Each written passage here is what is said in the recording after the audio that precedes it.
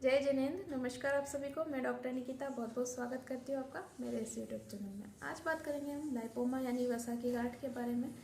ये आपके बॉडी के किसी भी पार्ट में मिल सकती है, नेक में, शोल्डर पे, पीछे बैक में, हाथ पे, पैरों में, कहीं पे भी आपको मिल सकती है। मूवेबल होती है, इजीली सॉफ्ट सॉफ्ट सी होती है, कॉस्मेटिकली ख़राब लगती है, लेकिन इसका कोई भी साइड इफ़ेक्ट नहीं है, हार्मफुल नहीं है।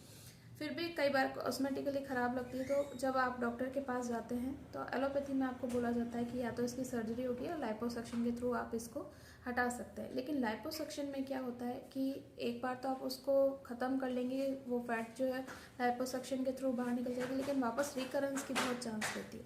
तो होम्योपैथी अगर आप लेते हैं तो ना केवल रिकरेंस की चांसेस जो है लाइपोमा की बहुत कम हो जाती है, बल्कि पूरी तरह से भी ख़त्म हो जाती है। कोई साइड इफ़ेक्ट भी नहीं है और बिल्कुल भी हार्मफुल नहीं है। तो इस वीडियो में मैं आपको इसका फॉर्मूला बताऊंगी कि क्या होम्योपैथिक फार्मूला लेके आप इस गांठ को पूरी तरह से ख़त्म कर सकते हैं और रिकरेंस को भी रोक सकते हैं। तो वीडियो जो है इन्फॉर्मेटिव है, अंत तक मेरे साथ बने रहिएगा। तो चलिए शुरू करते हैं।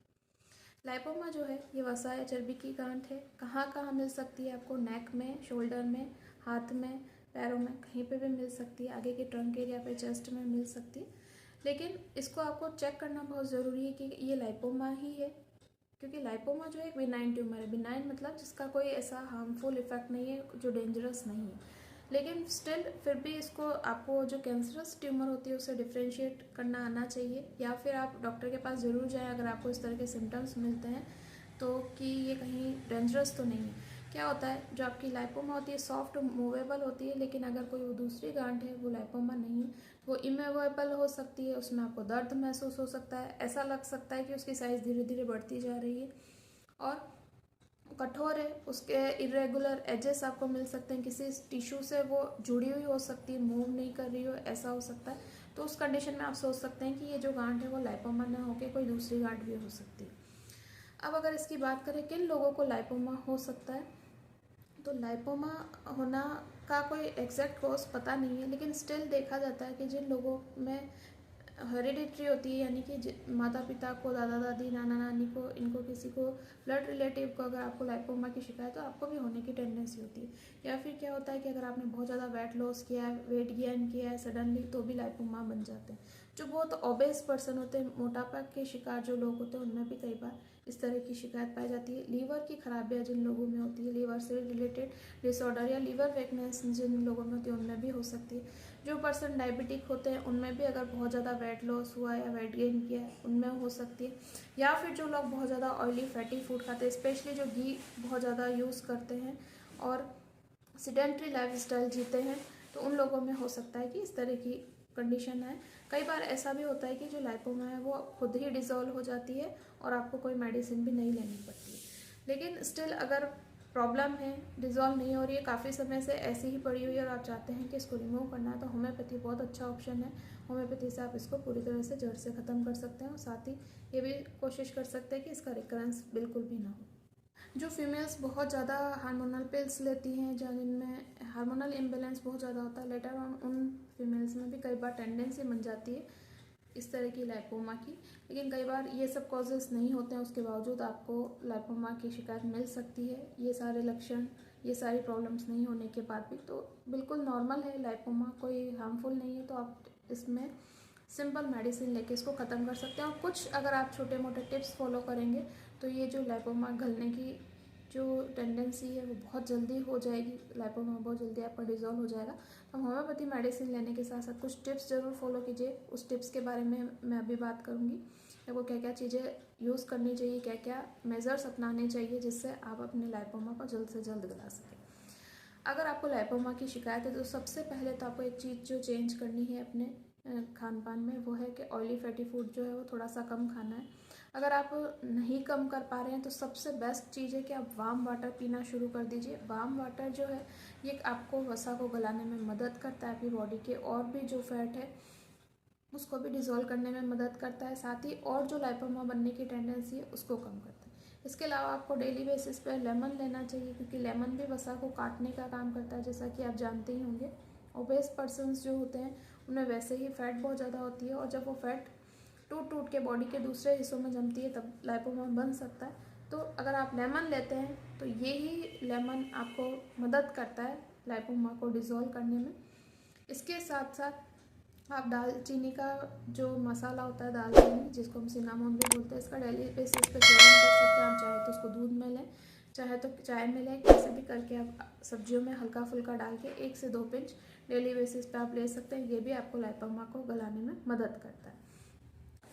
अगर आपको ट्यूमर की शिकायत है, क्योंकि ट्यूमर नाम से ऐसा लगता है ट्यूमर यानी कोई बहुत बड़ी चीज़, अगर सिंपल गांठ है, आपको लाइपोमा की है, अगर आप पूरा श्योर हैं तो कोई दिक्कत नहीं है, आप डायरेक्ट ट्रीटमेंट स्टार्ट कर सकते हो होम्योपैथी का।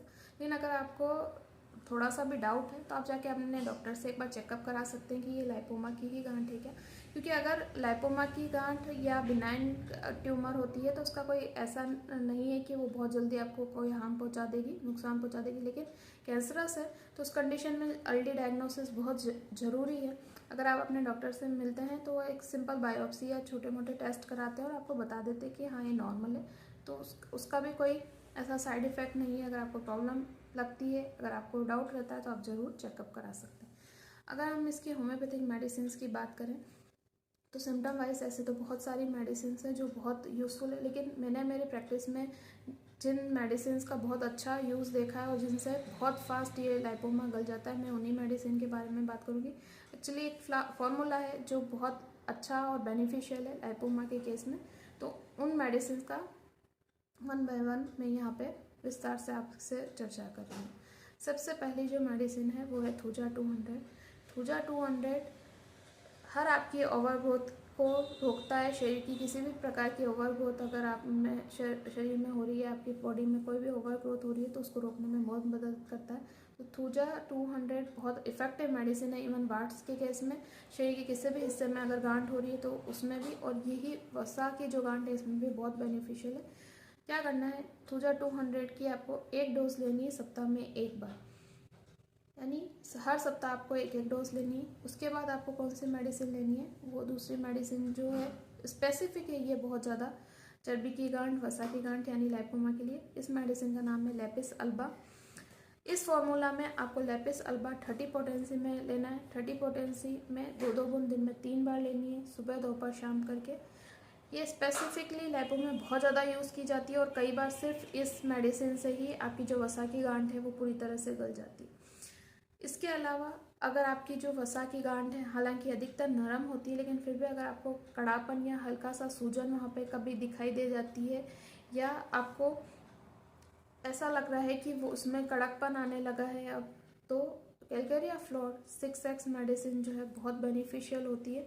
ये आपकी वसा को तोड़ने का काम करती है, गलाने का काम करती है, आपके जो टिश्यू हार्ड हो रहे हैं उनको गलाने का काम करती है। तो 4-4 टैबलेट जो है आपको दिन में 3 बार लेनी है, सुबह दोपहर शाम करके। तो ये आपको बहुत अच्छा फ़ायदा देगी लाइपोमा की स्थिति में। इसके अलावा फाइटोलिका बेरी मदर टिंचर आपको यूज़ करना है। फाइटोलिका बेरी जो मदर टिंचर है ये फैट काटने का काम करता है। जहाँ पे भी फैट कटिंग की ज़रूरत है वहाँ पे फाइटोलिका बेरी मदर टिंचर बहुत ज़्यादा यूज़ किया जाता है। वज़न घटाने में, यहाँ तक कि फैटी लिवर को ठीक करने में भी इस मेडिसिन का बहुत अच्छा रोल है।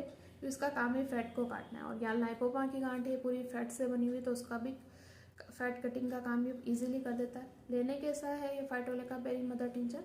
फाइटोलिका मदर टिंचर आपको लेना है 10-10 बूंद सुबह दोपहर शाम करके आधा कप पानी में। आप गुनगुने में पानी में लेंगे तो और भी बेस्ट रहेगा।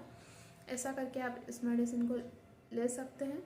कुछ समय तक आप यूज़ करते हैं तो आप देखते हैं कि धीरे धीरे जो आपकी ये लाइपोमा की गांठ है ये शॉर्ट होने लग रही है, कम होने लग रही है, और धीरे धीरे ये पूरी तरह से खुल भी जाती है। वीडियो कैसा लगा मुझे ज़रूर बताइएगा। लाइक शेयर कमेंट करना ना भूलिएगा। कोई क्वेरी हो तो कमेंट बॉक्स में कमेंट करके आप मुझसे पूछ सकते हैं। कोई टॉपिक है जिस पर आप चाहते हैं कि मैं वीडियो बनाऊं तो आप मुझसे शेयर कर सकते हैं। मैं पूरा ट्राई करूंगी इस टॉपिक पे वीडियो बनाने का। Thank you for watching. जय हिंद, जय भारत, वंदे मातरम।